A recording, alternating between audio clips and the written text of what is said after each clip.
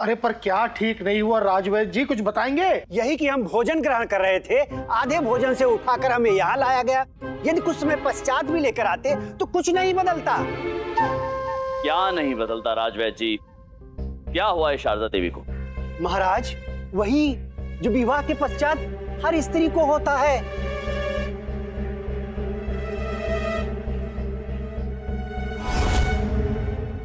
शारदा देवी जी पेट से है।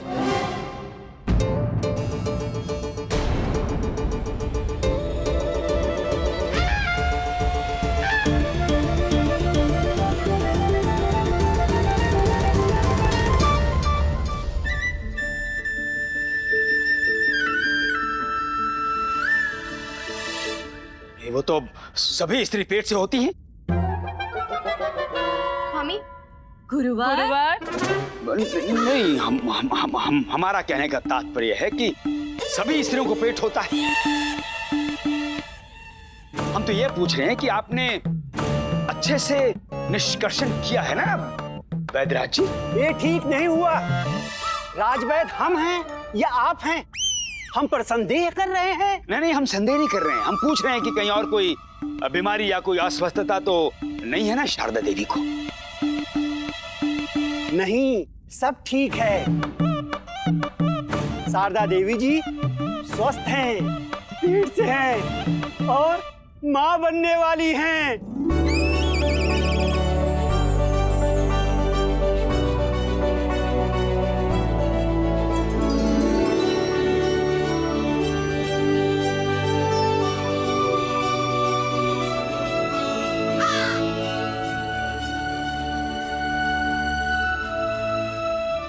अद्भुत, अद्भुत राजवैद्य जी, इस बात का तो हमें ज्ञात था, इसलिए शारदा देवी की गोद भराई की रस्म का आयोजन किया था हमने।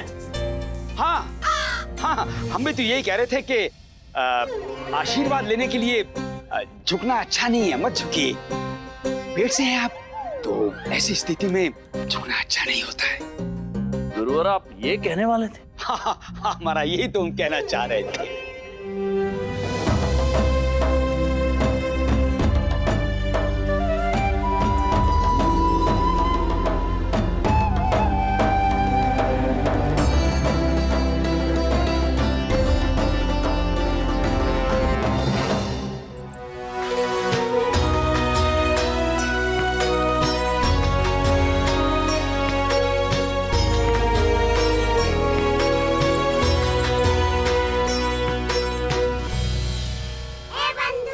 अरे रामा, कितनी अनोखी है तेरी कहानी कि हर घड़ी सीधे मार्ग पर चलते चलते फंस जाता है और जब बड़ी कठिनाई में फंसता है तो यूं ही चलते चलते निकल भी जाता है।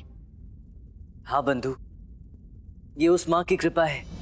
वो सब जानती है। वो जानती है कि जो गलतफहमी पैदा हुई उसमें मेरी और शारदा की मंशा गलत नहीं थी। उसने मेरा घर, मेरा सम्मान और मेरी अम्मा की खुशियों को बिखरने से बचा लिया। ये है उस माँ का आशीर्वाद जो हम मनुष्यों की सोच और समझ सबसे परे है।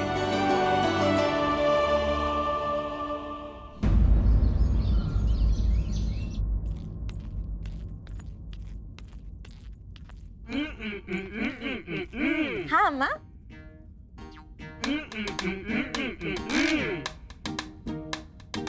ये आप क्या कर रहे हैं? तू पूजनीय है, वंदनीय है। तेरा नमस्कार करके मुझे तेरा अभिनंदन करने दे। अम्मा, हम पूजनीय हैं? तू स्त्री है, स्त्री माँ का रूप होती है। रामा ने तुझे केवल एक हल्दी में लिपटा हुआ धागा पहनाया और तू अपने माता पिता, घर परिवार, बाल्यकाल के सखी संबंधी, हर वो वस्तु जो तुझे प्रिय थी उसे त्याग कर मेरे घर चली आई। क्या हल्दी में लिपटा हुआ ये धागा तेरे त्याग का मूल्य हो सकता है? नहीं शारदा, तेरी कोख में मेरे वंश का पुष्प उत्पन्न हो रहा है, इसलिए तू पूजनीय है। अम्मा, आपने एक पराई कन्या को अपनाया, उसे सम्मान दिया, अभी भी हमें अपने माता पिता का स्मरण नहीं होने दिया। पूजनीय तो आप हैं। हमें आपके चरण स्पर्श करके आपका आशीर्वाद लेना चाहिए। तो छू चरण, चरण छूकर आशीर्वाद ले। हाँ माँ।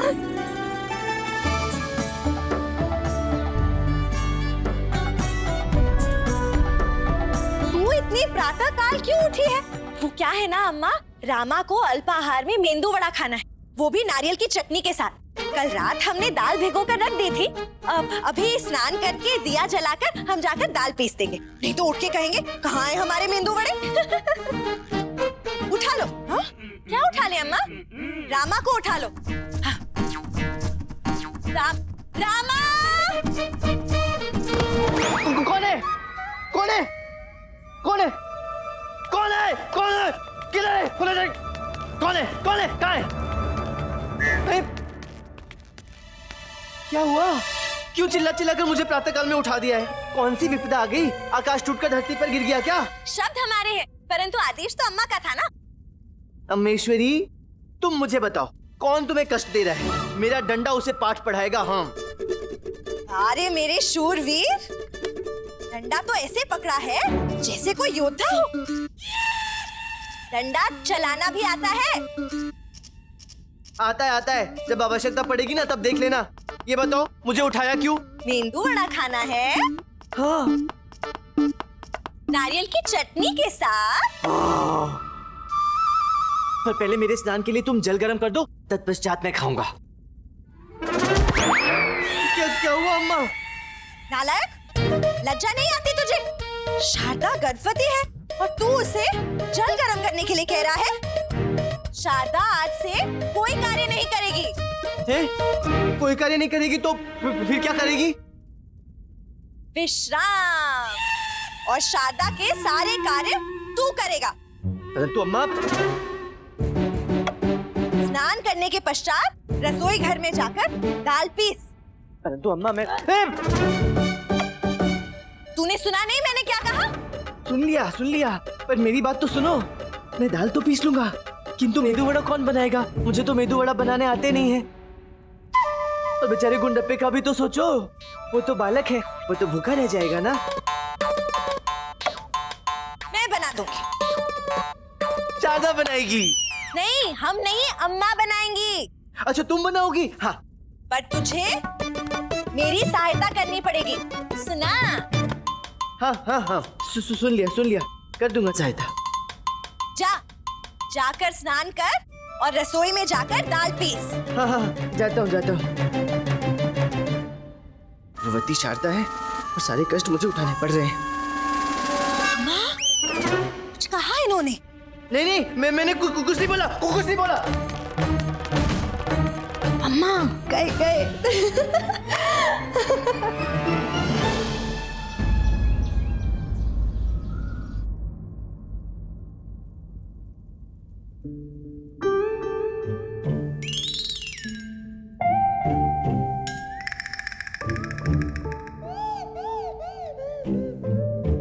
क्या बात है महाराज?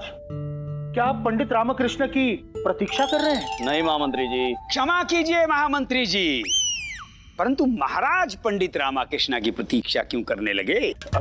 जी नहीं गुरुवर, हम तो ऐसे ही पूछ रहे थे। अच्छा, आपने ऐसे पूछा ही क्यों? पंडित रामकृष्ण का क्या इतना महत्व है कि विजयनगर सम्राट महाराज कृष्णदेव राय पंडित रामकृष्ण जैसे व्यक्ति की प्रतीक्षा करेंगे? जी नहीं गुरुवर, मेरा मंत्री जी, वैसे पंडित रामकृष्ण आए क्यों नहीं अब तक? हमें ज्ञात नहीं है महाराज, परंतु आप चिंतित न हो, हम अभी दूत को भेजकर ये पता करवाते हैं कि बात क्या है। महाराज, आप भी जानते हैं, हम भी जानते हैं, सब जानते हैं कि पंडित रामकृष्ण सदैव दरबार में विलंब से आते हैं और उन्हें देखकर तो ऐसा लगता है जैसे दरबार में उपस्थित होकर वो हम सब पर बहुत बड़ा उपकार कर रहे हैं। महाराज, आप चिंतित प्रतीत हो रहे हैं। हम चिंतित नहीं है महामंत्री जी, हम तो केवल प्रतीक्षा कर रहे हैं हमारी छोटी महारानी तिरुमलम्बा की। उन्होंने कहा था वो हमसे रात दरबार में भेंट करके हमें कुछ विशेष देना चाहती है। चिंतित नहीं है, प्रतीक्षा कर रहे हैं। उचित है महाराज, तो हम भी करते हैं। चिंता? नहीं नहीं महाराज, अब प्रतीक्षा। हमारी बात। महारानी तिरुमलम्बा की, महारानी तिरुमलम्बा की, महारानी तिरुमलम्बा की, महारानी तिरुमलम्बा की, महारानी तिरुमलम्बा की। महाराज, प्रतीत होता है छोटी रानी आपके लिए जंगली पुष्पों का शरबत बनाकर लाई है और उसकी प्रस्तुतिकरण को ध्यान में रखते हुए फूलदान में लेकर आए हैं। हम तो हमें यहाँ रात दरबार में जंगली शरबत पिलाने की क्या आवश्यकता थी? पिलाना ही होता तो हमारे कक्ष में पिला देती। प्रतीत होता है ये कोई विशेष शरबत है जो आपके साथ साथ आपके दरबारियों को भी पीना पड़े। फिर तो आज सभी के प्राण संकट में है।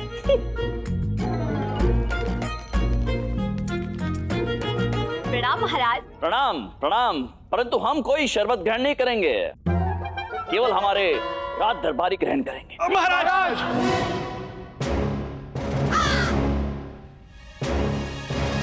अर्थात ये शरबत कोई भी ग्रहण नहीं करेगा। बच गए थे। शरबत? परंतु महाराज, आपको शरबत पीने को कौन कह रहा है? आप ही ने हमसे कहा था कि आप हमारे रात दरबार में आकर हमें कुछ विशेष देना चाहती हैं। महाराज, हमारी पायल खो गई थी। पायल खो गई? धनीवानी, वहां ढूंढो। गुरुवर जी महाराज। क्या कर रहे हैं? महाराज, वो छोटी महारानी जी की पायल ढूंढ रहे हैं। यहाँ? गुरुवर, हमारी पायल दरबार में नहीं, हमारे कक्ष में खो गई थी। हैं? हमें लगा। अच्छा ठीक है, अब जाइए आप अपने कक्ष में ढूंढिए, जहाँ खोई है वहीं मिलेगी। गुरुवर, हमारी पायल हमें मिल चुकी है। अच्छा, ये तो बहुत अच्छा हुआ, अन्यथा हम ध्यान मग्न होकर अपनी दिव्य शक्ति से आपकी पायल ढूंढने वाले थे। गुरुवर जी महाराज। आप अपने स्थान पर विराजमान हो जाइए। धन्यवाद महाराज। महारानी, यदि आपकी पायल मिल गई है तो फिर दरबार में आने का कष्ट क्यों किया आपने? महाराज, हमें आपको कुछ विशेष प्रदान करना है। विशेष? बताइए क्या? महाराज, जब हम पायल ढूंढ रहे थे ना, तो ढूंढते ढूंढते हमें ये 3 फूलदान मिले।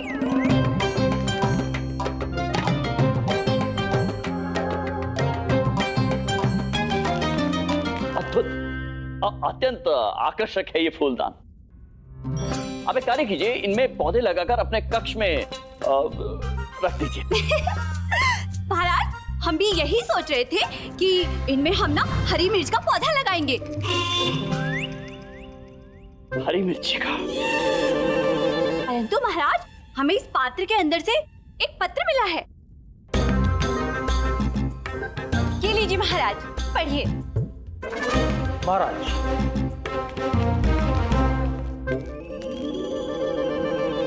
ये दुर्लभ फूलदान पार्श्व प्रदेश के महाराज दरियोश ने तुलुवा वंश के सरदार तुलुवा ईश्वरा नायका को उनके अद्भुत पराक्रम के लिए उपहार स्वरूप प्रदान किए हैं। ये फूलदान चमत्कारी है।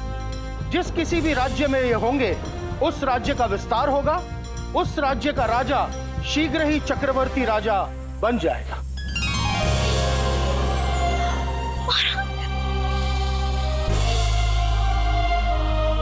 तुलुवा ईश्वरा नायका हमारे पूर्वज थे और उनके सुपुत्र अर्थात हमारे पूर्व महाराज तुलुवा नरसा नायका, वो भी विजयनगर राज्य के महाराज रह चुके हैं। अर्थात ये फूलदान सच में चमत्कारी है। महाराज, ये फूलदान जिस राज्य में भी होंगे, उस राज्य का विस्तार होगा। वहां का राजा शीघ्र ही चक्रवर्ती सम्राट बन जाएगा।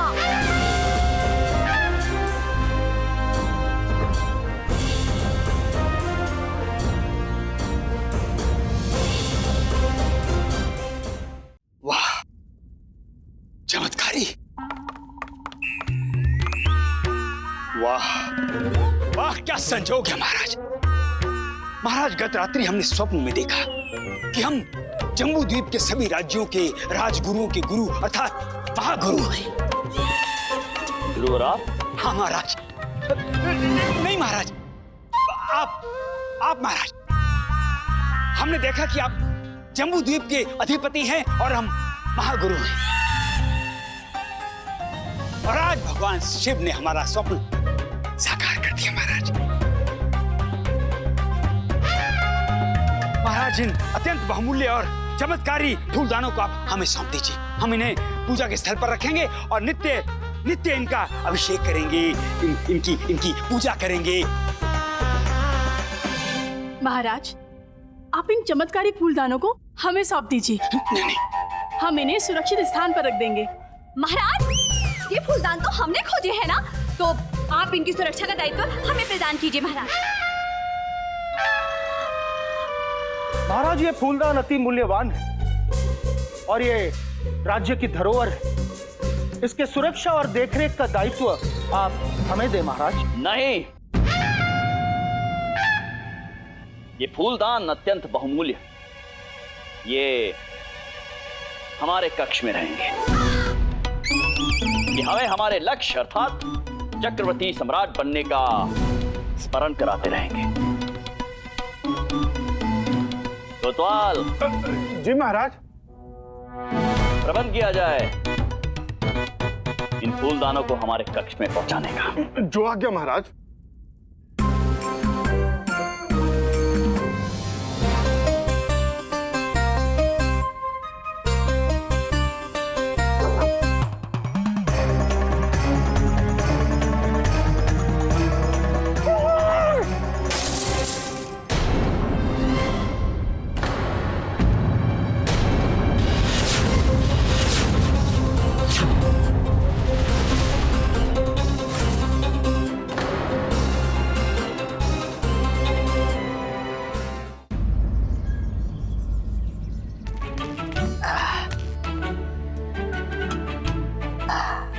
लामा, डाल देना।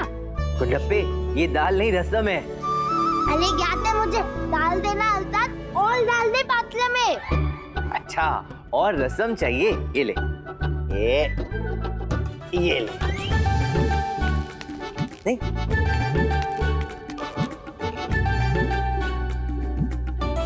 आप खाना परोसते हुए कितने अच्छे लगते हैं।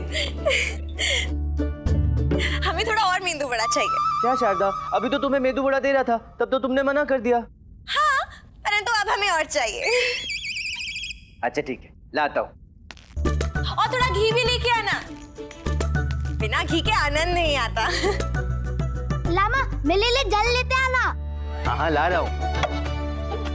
ये सब होने के बाद तू भी खाने के लिए बैठ जा। मुझे दरबार जाने में देर हो रही है ना। ओ अम्मा, धन्यवाद, मेरे विषय में भी सोचा। और सुनिए, दरबार जाने से पहले हमारे लिए घर की सामग्री ले आना। हाँ? नहीं, वो सब संध्या के समय महाराज दरबार में प्रतीक्षा कर रहे होंगे। नहीं, पहले घर की सामग्री लेकर आनी है। मुझे शारदा के लिए पंजीरी बनानी है। परंतु अम्मा धंधा दू। चुप कर, तेरा नाम गुंडप्पा किसने रखा? गुंडा होना चाहिए था, गुंडा। ला रहा हूँ। सर्वप्रथम सामग्री लाऊंगा, तत्पश्चात दरबार जाऊंगा। ये शारदा की गर्भावस्था मेरी अवस्था खराब कर देगी। माँ, कुछ कह रहे हैं? हाँ, नहीं, कुछ नहीं बोला। मैं मेदू वड़ा लेकर आता हूँ। हाँ, लाता हूँ।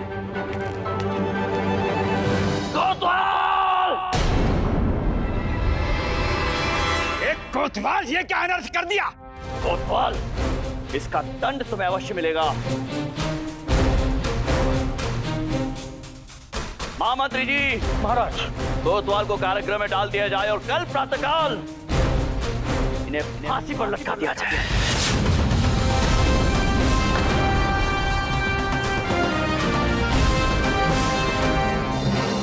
अभी महाराज, एकदम छोटे छोटे बच्चे हैं महाराज, ऐसा नर्त में कीजिए महाराज। महामंत्री जी, हमारे आदेश का पालन किया जाए। जो आज्ञा महाराज। सिपाहियों, अरे क्या अनर्थ हो गया? अरे बहुत बड़ा अनर्थ हो गया। अरे खाने जा रहे हो क्या?